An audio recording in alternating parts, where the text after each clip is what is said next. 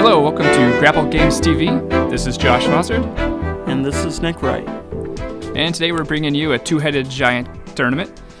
And on the left side of the field, we've got Josh Nelson and Keith Woodruff. And on the right, we've got Jake Souligne and Justin Sieling. And interesting to note that they both came into the tournament not expecting to be on each other's team, just kind of being matched up with each other. So that's kind of a interesting turn of events that they both made it to the hot seat tonight. Yeah, definitely. It'll be an interesting match to watch. Looking forward to it. All right, well, let's go ahead and get things started. All right. Looks like this time we have a Forest coming down. And right out the bat, a Stromkirk Noble. A very aggressive opening play here. Stromkirk Noble can get pretty big pretty quickly if the team can go ahead and get in a lot of hits with that.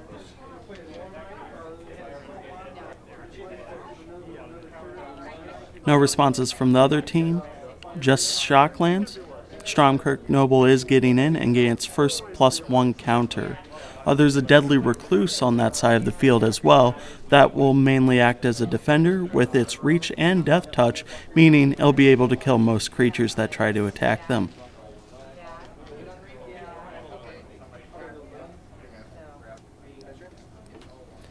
The Shockland playmats are obviously out today, seeing a Sacred Foundry and a Godless Shrine on the side of Keith and Josh's team.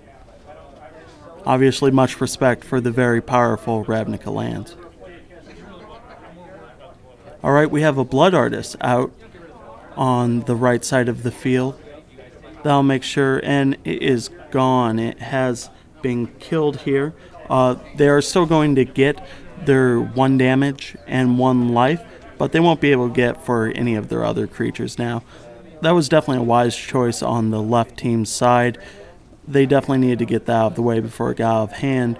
It was better to kill that as a target as opposed to anything else. And an Izzet Charm is taking out the Stromkirk Noble before that gets out of hand as well. Heavy removal from the left side here. Let's see if what they have in terms of attacking.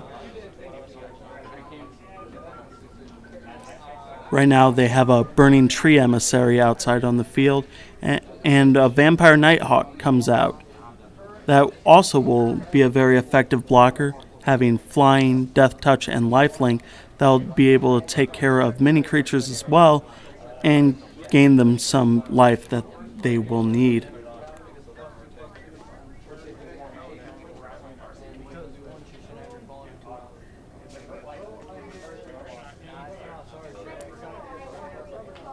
Deliberation going on here with Keith and Josh.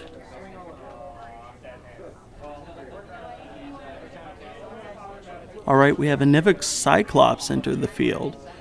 That is a defender that loses defender when a sorcery or instant is played. Let's see how that will play out.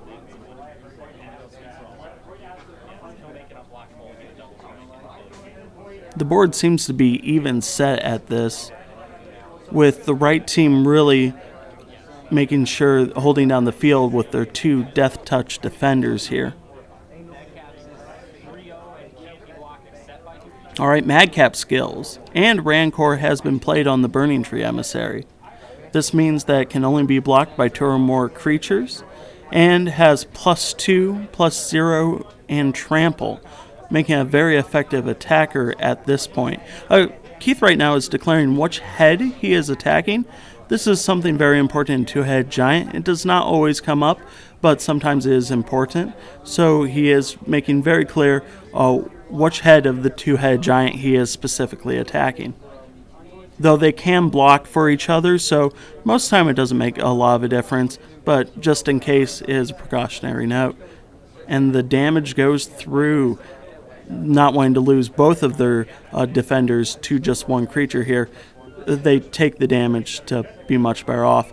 Now, a Stromkirk Captain is giving that Vampire Nighthawk First Strike, making it much more effective. First Strike and Death Touch being a very powerful combination, allowing that Nighthawk to kill off most creatures before it even gets dealt damage.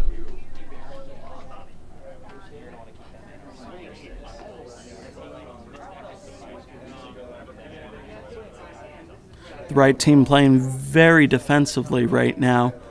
Looks like we have a drop coming from Josh's side of the field. He's putting down a gutter snipe. This will give them a much needed range here.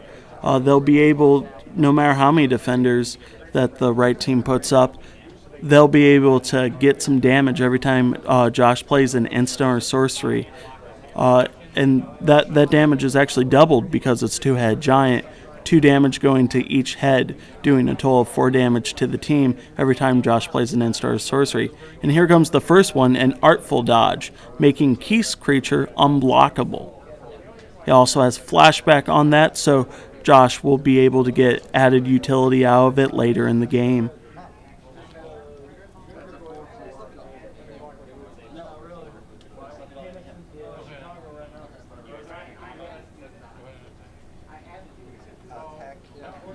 All right, Keith obviously swinging in with his now unblockable, quite beefy creature, but there is the fog that is preventing all combat damage from happening and pretty much has negated that attack step.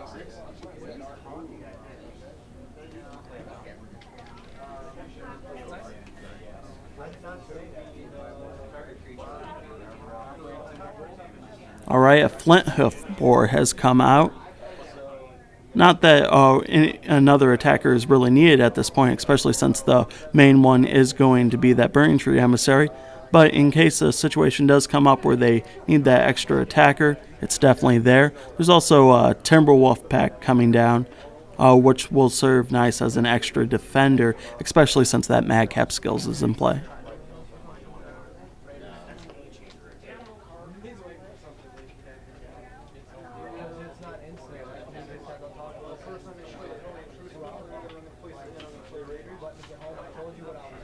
All right, Keith is obviously showing Josh one of his cards. Looks like they're formulating a plan together here.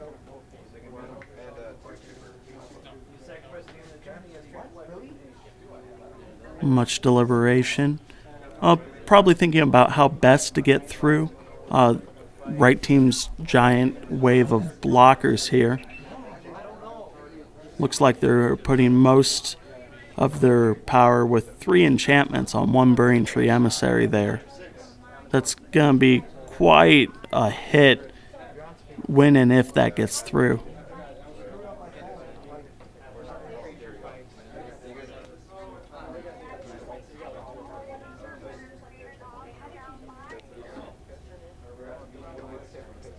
The Wright team has to be pretty nervous about that, especially with an Artful Dodge in the graveyard with flashback. Josh can at any time just flash that back and make that Burning Tree Emissary unblockable. Another Gutter Snipe. That means any instant or sorcery being played by Josh, such as that flashback Artful Dodge, is going to do 8 damage to the team, because you're going to have each Gutter Snipe doing 2 damage to both of the heads. So now not only did they take a whopping 8 damage here, that Burning Tree Emissary is also unblockable. But another fog. Obviously, a common strategy in two-head giant is to have one head play completely defensively while the other head works on formulating some type of attack strategy or win condition. In this case here, we definitely have the fogs keeping from the combat damage coming in. Ranger's Path searching up 2 forests to put into play. That will definitely ramp the Wright team into their endgame.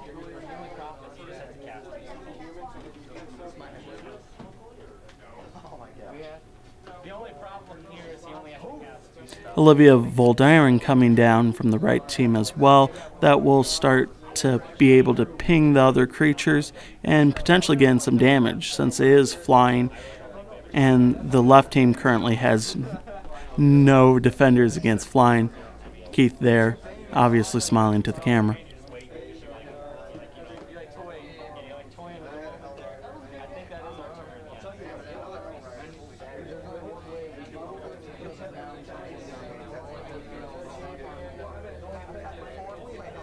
All right, and we have Hellrider down from Keith. That'll definitely be able to get a lot of damage if they swing. Let's see what Josh has.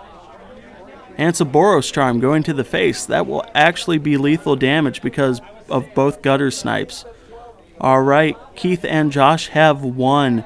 The gutter snipes were just doing too much damage there, and packed with a late game Boros Charm, that was a total of 12 damage. Almost half their life total there in one go. The aggressive strategy has just taken them down. And Keith and Josh have won. Wow, those gutter snipes really did a great job of winning the game for Josh and Keith there. Yeah, I mean, geez, they ended up doing 8, 16, 20 of their 30 life points. They were just amazing in that game. Unfortunately, they didn't have any removal to get rid of the gutter snipes. He had Artful Dodge with flashback. The fogs just did a good job of keeping the defenders out, but nothing to, quell that damage of those gutter snipes coming in.